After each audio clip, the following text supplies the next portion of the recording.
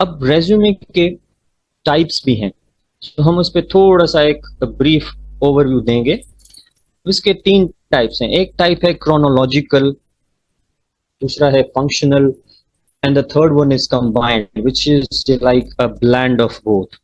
अब क्रोनोलॉजिकल जो हमें रेज्यूमे है वो वर्क एक्सपीरियंस फोकस होती है, जिसका मतलब ये है कि आप जितना काम कर रहे हैं, आपने वो कंसिस्टेंटली एक ऑर्गेनाइजेशन में काम किया, दूसरे में किया, तीसरे में किया, तो आपके पास एक वास्ट एक्सपीरियंस है, वर्क एक्सपीरियंस है।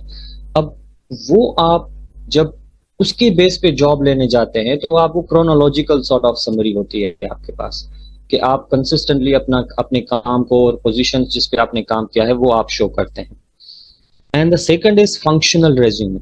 अब फंक्शनल रेज्यूमे जो है इट्स स्किल फोकस्ड।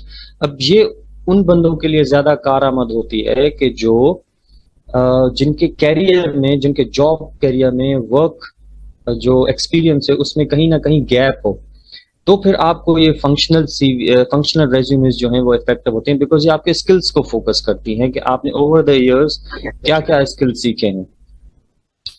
और थर्ड है कंबाइंड, जिसमें हम दोनों की एक झलक देते हैं। अब हम आते हैं एक एग्जाम्पल की तरफ, जिस पे मैं कोशिश करूंगा कि एक ही स्लाइड पे आपको तीनों का एक छोटा सा ओवरव्यू मिल जाए। सो फर्स्ट है क्रोनोलॉजिकल। तो अगर आप देखें इसमें एक्सपीरियंस में बंदा क्या लिख रहा है, अपना डेजिग्नेशन लिख रहा है, and then it's the person is writing the organization, कि उस बंदे ने किस ऑर्गेनाइजेशन में वो काम किया। अब उसके बाद देखें तो आप उसमें फिर वो उस रोल में रहते हुए जो काम किए हैं वो उसने मेंशन किए हैं।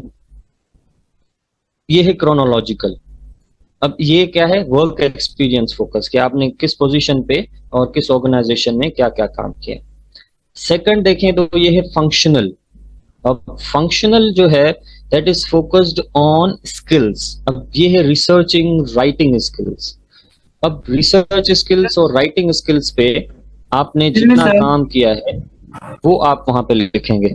ओके, सो हम बात कर रहे थे फंक्शनल रेज्यूमे की। तो अगर फंक्शनल रेज्यूमे में देखें तो अब हमने रिसर्चिंग, राइटिंग, अब ये स्किल्स पे हमने बात की कि मुझे रिसर्चिंग आती है, मुझे राइटिंग आती है, और उसके अलावा फिर हमने फिर नीचे उस स्किल से रिलेटेड जो काम किया है वो लिखा है। अब यहाँ पे आप देखें तो इस सीवी में, सॉरी इस रेज्यूमे में कहीं भी आपको डेजिग्नेशन नहीं मिल रहा, कहीं भी आपको ऑर्गेनाइजेशन का नाम नहीं मिल रहा। वो हम ऑर्गेनाइजेशन का नाम मेंशन करते हैं एम्प्लॉयमेंट हिस्ट्री में, वो एक अलग सेक्शन होता है।